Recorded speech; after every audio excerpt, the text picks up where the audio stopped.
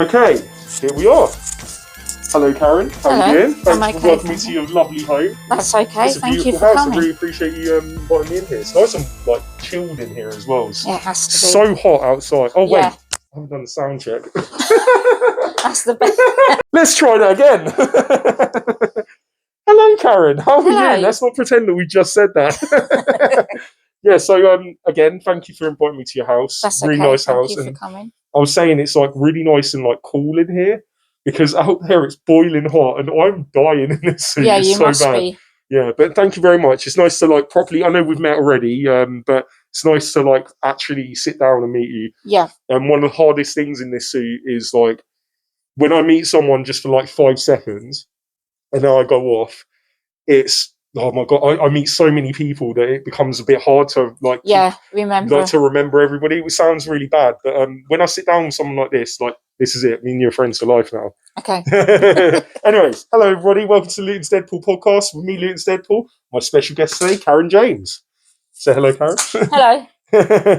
Right. So where do we start? So I got your information from Coral Maguire. Yep. I believe.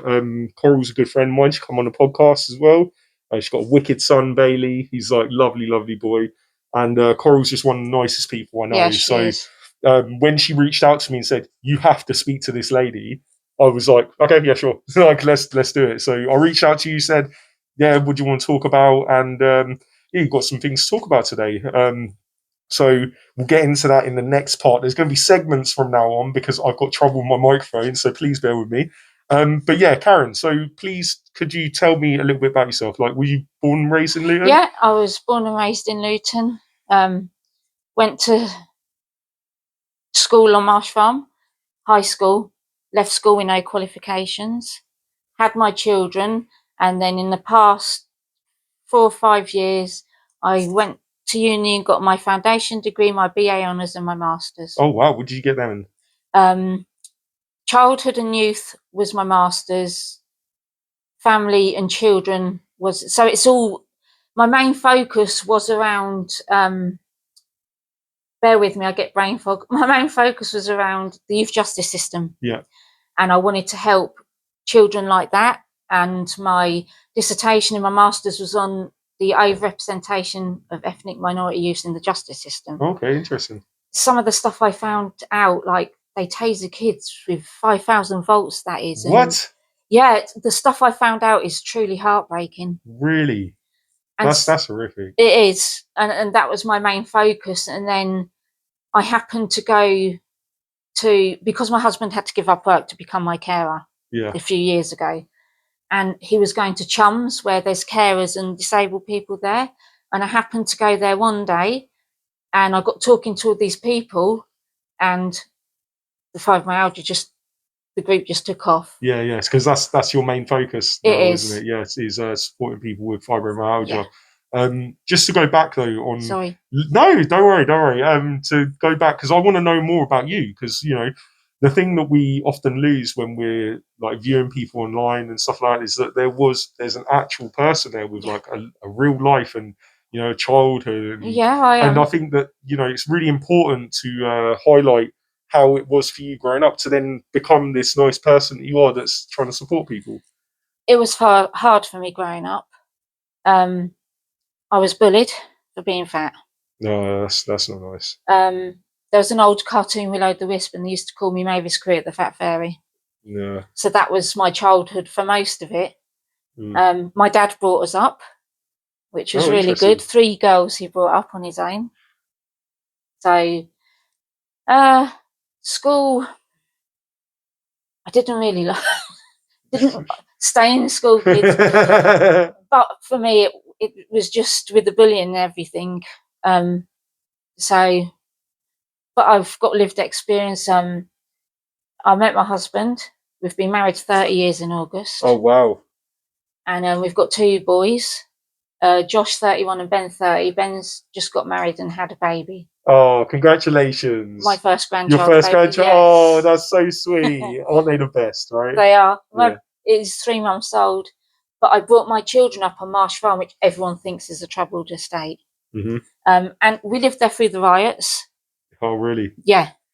gives you something to watch. But but I brought my boys up there, and this is why I originally wanted to get into youth justice, because I brought my boys up there and I installed discipline. That's not hitting. That's grounding, taking computer games, things like that. I made sure they had manners, and now they've gone on.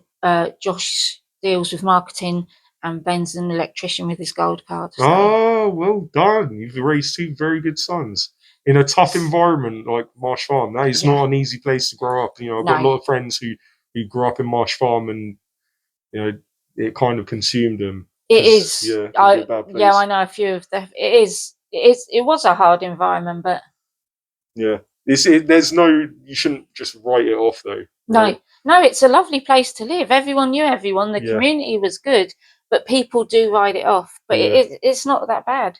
Yeah, no, it's a shame. So growing up in Luton for you, like, what's your best memories of being in Luton? I suppose best memories when I was about 5, and we lived up Stopsley Way, and it was the hot summer of 1976. Show my age now. 76, 75, and it'd just be really hot, and then one night all the adults on the wall, and then all the children had come out, and it was just that the community there was really good. And I think nowadays people have just lost that community spirit. Yeah, it's like a lot of mistrust between people, right? Like I find that when I was a kid, it was very much free spirited, and we kind of go anywhere. My mum kind of knew that if I was acting up down the road, then one of the neighbours would come and let her know. Do you know what I mean? Or maybe like grab me and take me back home. Yeah, there was a lot of that. Yeah, but do you know what? Like, I don't know. If it's really hard to say, because I think now we live in a safer place now more than ever before. But at the same time, like, we're fed this fear all the time, like where it's like, you shouldn't be outside, and you shouldn't let your children go outside, and like, I don't know. I don't think that that's like a reflective of what the actual state of the world is. I think it's actually completely inaccurate to what things are like out there. I think it's quite safe. My kids play out the front of the house all the time. Mine used to. Yeah. I don't see the problem with it. They know if someone starts talking to them to come inside, like, they're not stupid. They're not going to walk off with somebody. Do you know what I mean? I think as long as you're teaching kids that, and that's what you have to do. Yeah, it sounds like that's what you sort of done. Do you think that it's different now with how people like raise their kids, like in a better way or a worse way? I think there's not as much discipline as there used to be. Even in schools, there's not as much discipline as there used to be. I'm not talking about the cane. I'm just talking about. I think, I don't know.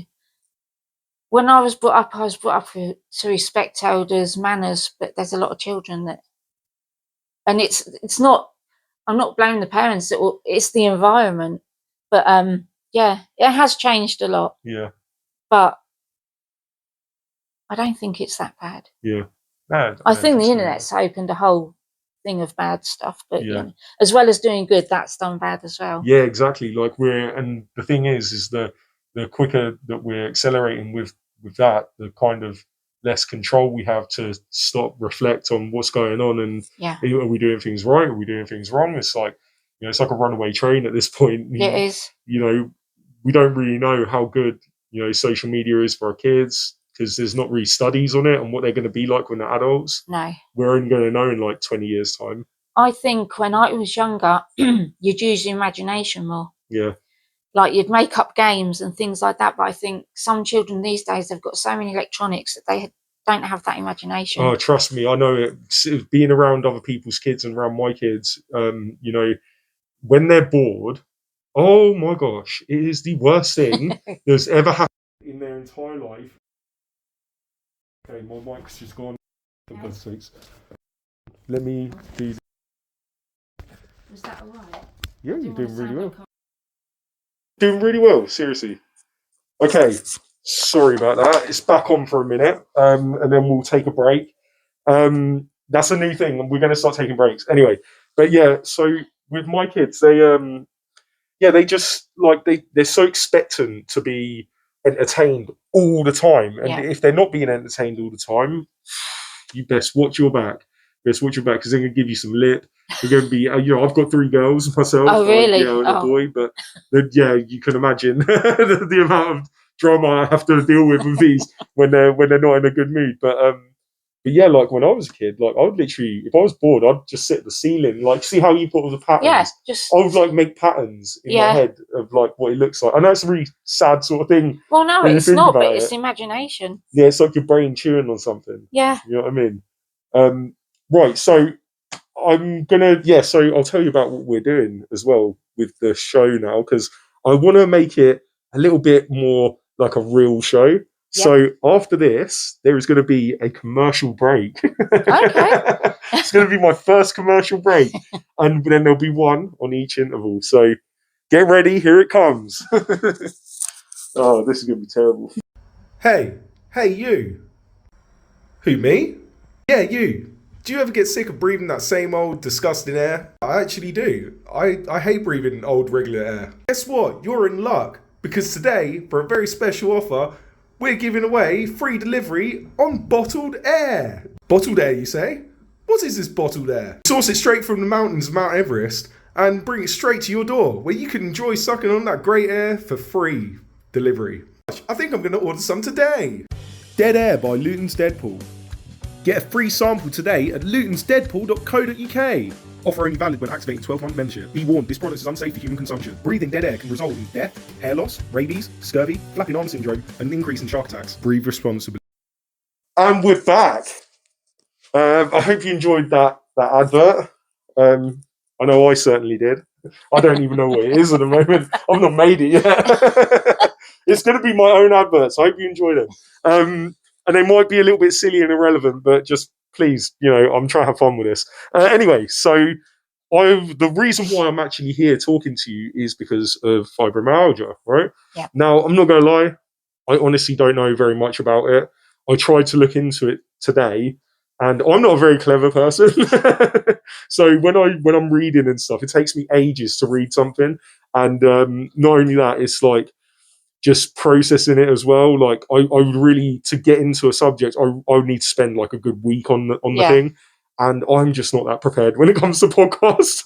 So I don't mean to be disrespectful to it or anything like that. It is a lot of information for people to take in. Yeah. So what is fibromyalgia? Fibromyalgia is a chronic pain disorder. It's a disorder of the central nervous system. So our nerves are constantly fighting. Sorry. That's okay. And it causes chronic pain all over your body. So it can cause chronic fatigue. There's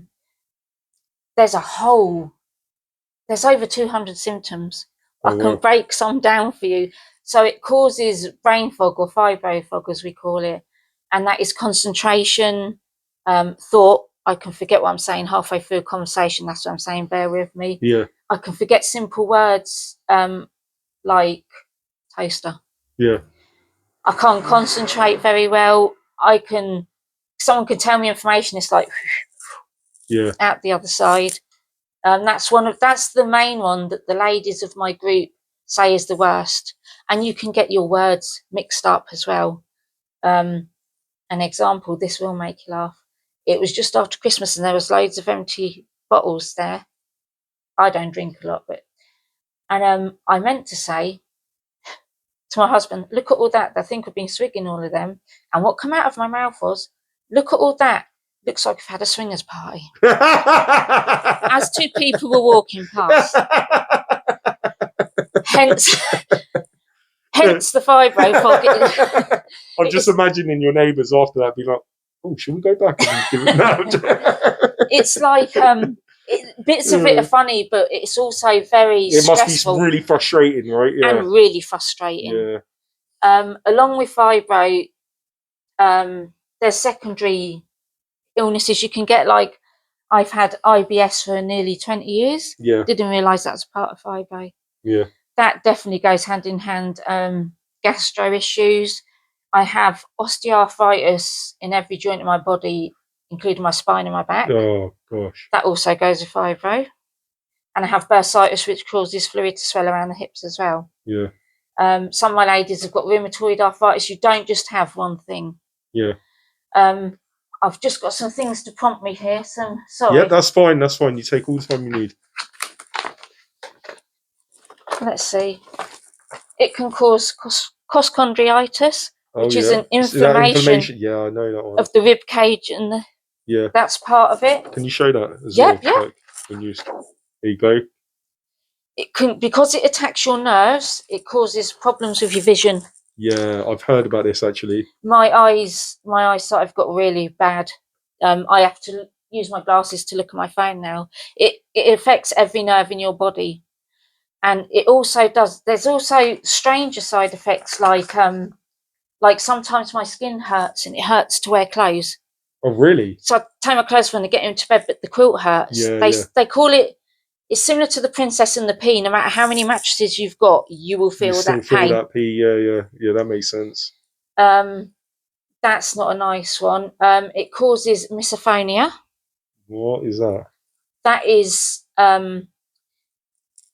it's an annoyance to sound, like certain sounds. So, like someone clicking a pen, or someone eating, or something like that. Someone chewing. Yeah. Someone's any snoring, pen click, anything like that. And you can go from 0 to 100 in agitation, because it causes noise and light sensitivity. So when I go into the town, I put my earbuds, no music, just my earbuds in my ears, because it's just too loud. Yeah. And when I was working before, well, I think I've had it for a long time, but before I was diagnosed, I was working in the shop and everything went loud. And I just wanted to tell people to shut up, and I didn't realise what it was. And it's not till I do this research. And the reason I do the research is you have to find a good doctor to understand it, because a lot of the doctors don't understand it. Yeah. I've seen a doctor who's told me if they sort out the problems in my head, my pain will go. I saw a rheumatologist that didn't believe me. So it's hard to get a diagnosis. And the reason I started the support group is because the pain gets to you so much, you have very dark thoughts. Like, oh, if I take all these tablets, the pain will stop, because every day you're in chronic pain. And when you get out of bed, you don't know what's going to hurt. That's if you can get out of bed. Yeah. There's days that I'm bedridden through pain and fatigue. So I thought there must be other ladies out there. And you have online forums, but you can't really rant online. Yeah. So I'm chance meeting at the council. We started up the group, and I get new ladies all the time. I'm on social prescription by Total Wellbeing as well. Yeah. And I do the research so the ladies are armed with it, especially for things like PIP. Oh, yeah. PIP don't really pay you for fibro. It took me 5 times before I got the standard living. Yeah. And then I was up for review, and they didn't review me or look at me, and they didn't give me the mobility. And I went to the Luton Irish Forum, who are very helpful with things like this, and they got me the mobility. So I've given the ladies like the Equality Act, and there's a new booklet from the College of Physicians that says fibromyalgia is now recognised. That's good. There's some progress there now. There's some progress, and it is getting out there. But what I want to do is get it out there a lot more. I've done a lot of talks, and if you'd have told me before I did my university course that I'd stand in a room full of people and give a talk, wasn't your cup of tea, no? No. And I was asked to do International Women's Day as a woman of inspiration for the university. Oh, wow. That's lovely. Yeah, it was. It was really nice to be asked. And, you know, everyone say to me, oh, you're amazing. And I don't see it as that. I just see it as helping people. Yeah. What I want to do is help people. Yeah. I've done so much research into fibromyalgia that I had to go to the hospital the other day because they thought I had a blood clot in my leg. So they did all the tests and it wasn't. And the doctor went to me, it's probably your fibromyalgia. Now, fibromyalgia is very complex. And I went, sorry, can I not be rude and just stop you there? Because you're telling me what I already know. Yeah. And it's through the research that a lot of things have made sense. Yeah. They're not sure what causes fibro, but some say it's from a trauma, an adverse childhood experience, or any trauma. That could be an operation, an illness, death of a loved one. Anything that causes you trauma can spark That's apparently. crazy. It is. That's actually crazy. And the only reason I know that is because America is so far ahead. Yeah. And This is what you find a lot of time in like our healthcare system, especially. Sorry about that. Yeah, I was just saying that in other parts of the world, they sometimes are ahead of us when it comes to these kind of ailments. But yeah, I'm glad that things are moving ahead with you and what's going on over here. I mean, what would you say is the reason why people are so skeptical about it? Because there's no blood test, X-ray, CT, or MRI that can show this up. Okay. It is done from. Let me find it. Sorry, it is. What they do is the rheumatologist is your best person. Okay. Bear with me. Hear that, people? If you think you've got it, rheumatologist. Doctors first and then rheumatologist. Yeah. So with fibromyalgia, you have 18 trigger points. Yeah. So this is how you get diagnosed. These are like the glands, aren't they? This is like the lower neck and front. Yeah. Edge of upper breast up here. Yeah. Elbows, back and knees, eyes. It's just, there's 18 trigger points all over your body. Mm-hmm. And the way I was diagnosed is I went to the doctor because my skin was hurting. I thought I had shin splints. He sent me to a rheumatologist and she did the trigger point test. And I have all 18 because if it's me, I'm going to do it properly. One of my friends has 13. It just depends. And no two fibro sufferers really have the same things. Yeah. Well, I think that's part of the problem as well, diagnosing, accepting this, is that there isn't as such you have fibromyalgia and that's it. It's a massive spectrum. It is, isn't it? And it can mimic ME, lupus.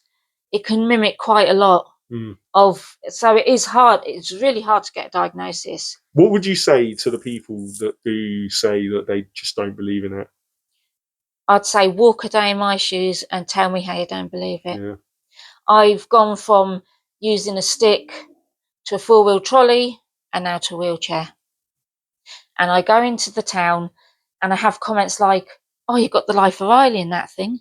And I'm like, "Yeah, it's just great being in here." Yeah, I don't understand that. Why would anyone think that that's a benefit? Like I'm sure you'd much rather be walking around just like normal, not having pain. And I would. I've actually got stickers on the side of the wheelchair that says not all disabilities are visible. Yeah, it's true. It's true. Because sometimes I'll get up to look at something and then they're looking at me like, "Well, how did you do that?"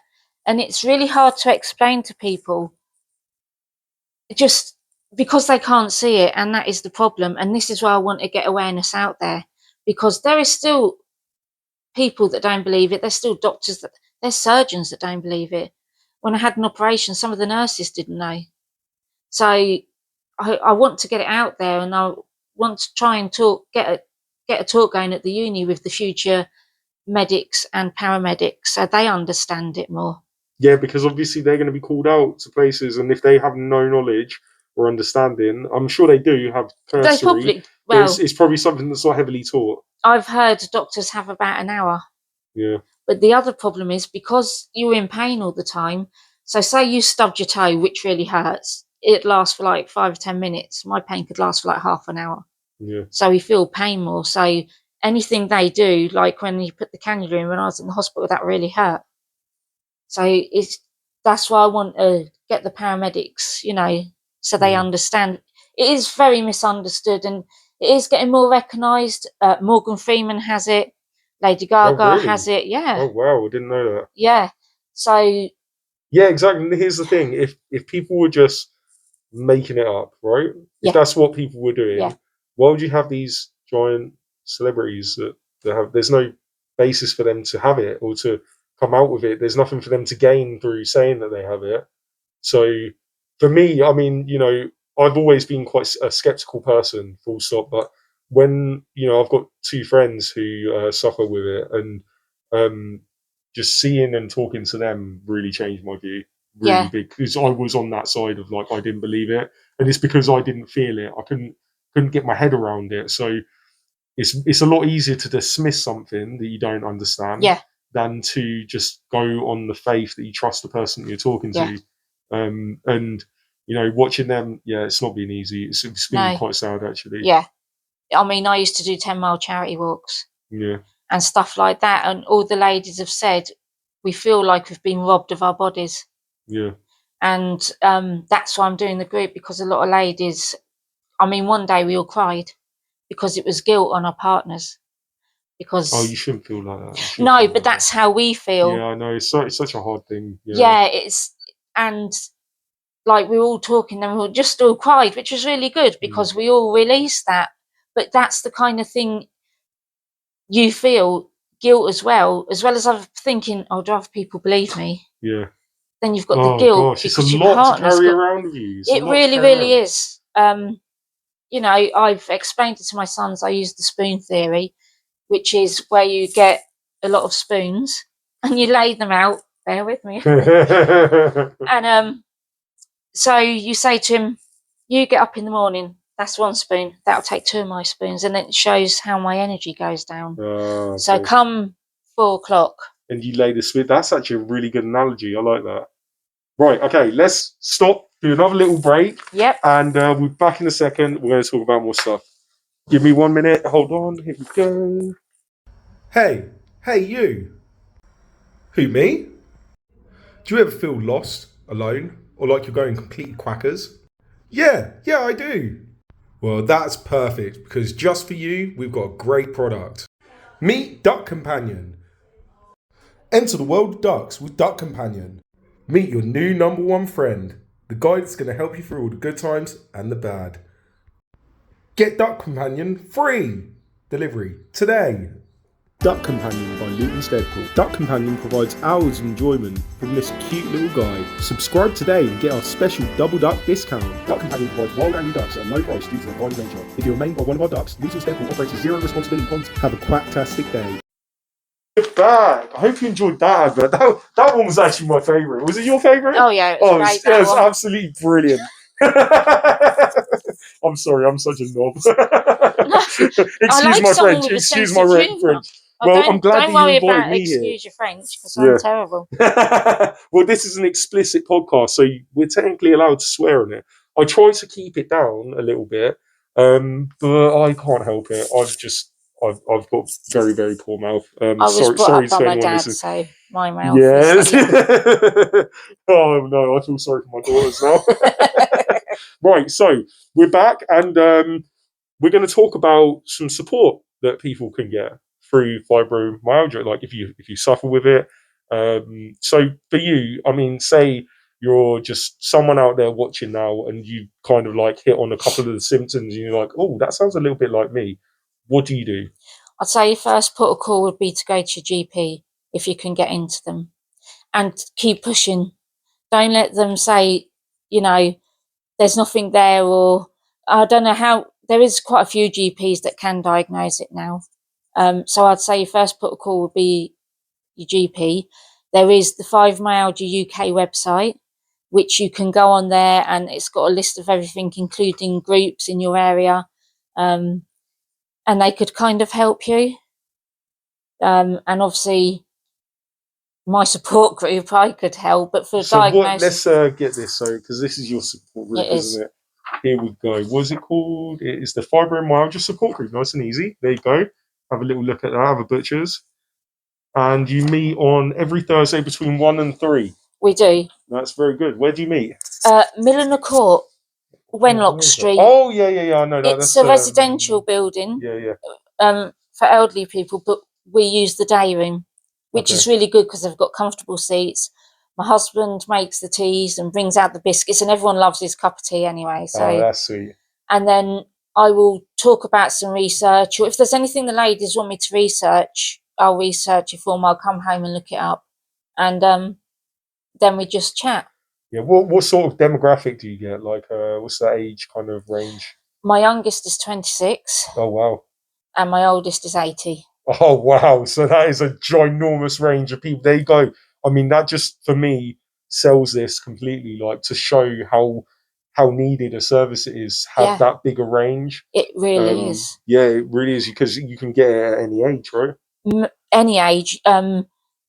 My youngest thinks she's had it since she was 15. I think I've had it for most of my life. I had rheumatic fever as a child, so I think it could have stemmed from that.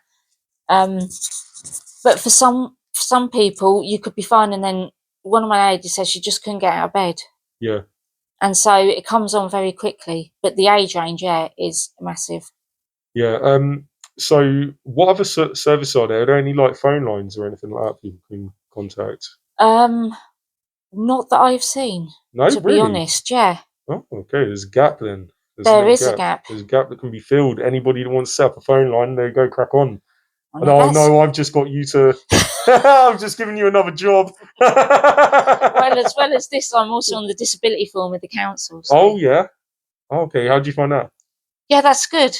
We talk about accessibility for things like the carnival accessible disabled toilets, but not on the grass on the path. Yeah. The same as when we Or was like all the watching. parade. Yeah. Yeah. And when I was watching Luton Town, in the park, they had the toilets. So we discussed all of that, and I'll give you this because we're doing some things throughout definitely. July. I'll do a bit of promotion for you on that as well. Yeah, 100%. But yeah, it is really hard to live with, but you learn to cope. It sounds like as well that if you do have fibro, Luton's kind of one of the best places to be in because it's got a group like yours. Yeah. Because it seems like with you, I can tell, my gosh, we're talking off camera a little bit as well as on camera, but your passion for this is intense. Like it is. It's the only way to explain it. It really is. Yeah. And you talk about everywhere you go, like whoever you bump into. It's one of these things that I think you've made it your mission in life to help people with this. I have. And it's sad that there's still going to be people out there who are going to dismiss it, but hopefully doing this podcast maybe will help that a little bit as well. I hope so, and I'm going to do possibly some TikToks. There's a lot of people on there that talk about fibro, but there's not a lot that talk about the secondary conditions and what fibro entails and how it can affect all your nerves. Yeah. Well, if you need any tips on TikTok, give me a shout and ask my daughter, because that's where I get all of mine from. I don't know what I'm doing on that app whatsoever, so I'm just posting a video every now and then and hope it does well. But my daughter advised me on absolutely everything to do with it. So yeah, if you want to set it up, let me know. I will do, thank you. Another thing with fibro is pacing. So say today I perhaps hoovered, which I find difficult, and washed up. Tomorrow I wouldn't be able to move. Yeah. So I tell my ladies about pacing and taking some time to rest. I just push through everything. Yeah. So you don't take the advice yourself then? No, but I need to start doing that because obviously the fatigue. Yeah, exactly. It can't be good. No, and the cold weather can set off the fibro. The warm weather can set off the fibro.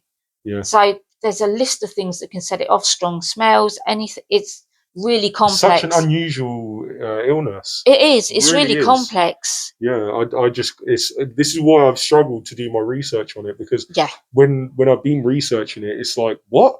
Wait, this affects it as well, and this affect, and it's really, really hard to keep up with. But at the same time, to deny it, I think is premature of people. I think that you need to do your research yourself, meet some people. Is there a way of like people who don't have fibro maybe getting information as well, like from your group? Or I'm more than happy for people to come if they want more of an understanding of it. Is there a Facebook account or anything like that for this? I have a Facebook. I have a Facebook page. So if someone needs to contact you personally, how would they do that? Well, if you look on photo on the Facebook page, my profile pic has got my email address on it. Oh, awesome. So someone can send you an email, ask any questions that they've got. Yeah. That's perfect.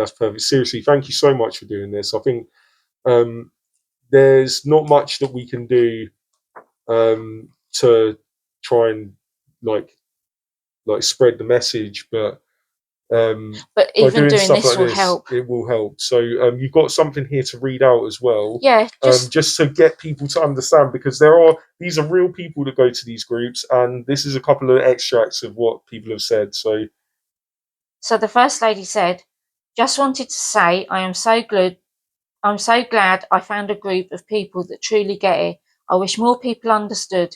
Even though we cannot take each other's pain away, I am able to smile more while I suffer through it. Thank you." Oh, that's lovely. And the other lady said, "That's a lovely message. I'm glad I found the group too. And all you beautiful ladies." Oh, that's lovely. And that's what makes me keep on doing it. And I think what I most like about that is you haven't just created a support group, you've created a little community. Yeah. You know that you've created a little bunch of friends. I know from what we talked about earlier that is something that means a lot to you. Yeah, it does. Is having a community, Yeah. and by creating that, what you've given back to Luton, just to bring this back to Luton for what you've done. Yeah. It's an important because part. I do the group for Luton. Exactly. And for the ladies of Exactly, Luton. because if you make them people's day a little bit better, they go out into Luton with a bit of a more positive attitude, and then that's going to cascade and affect other people in a more positive way. So by you starting this and continuing it and being so on the ball with your knowledge and your research, like, you know, we're really lucky to have you. So I just want to say thank you from me for what you're doing for the girls out there and guys, because it isn't just girls. No, it is men that have it as well. Not a lot of men are diagnosed because I think men tend not to go to the doctors. And from what I've researched, they interpret the pain differently. Yeah. So, but the majority of it is women, and there's 2.5 million people in the UK that have this. Yeah. Back on. I'll just have to do little edits to mask them little bits. But yeah, sorry, you were saying. Oh no, it's gone, isn't it? There you go. There is fibromyalgia at work right there, people. Just gone. You can tell by my face. Do you know what? Let's end it there, and let's catch up again later on in the year once I've got better equipment, because these they're just doing my head in.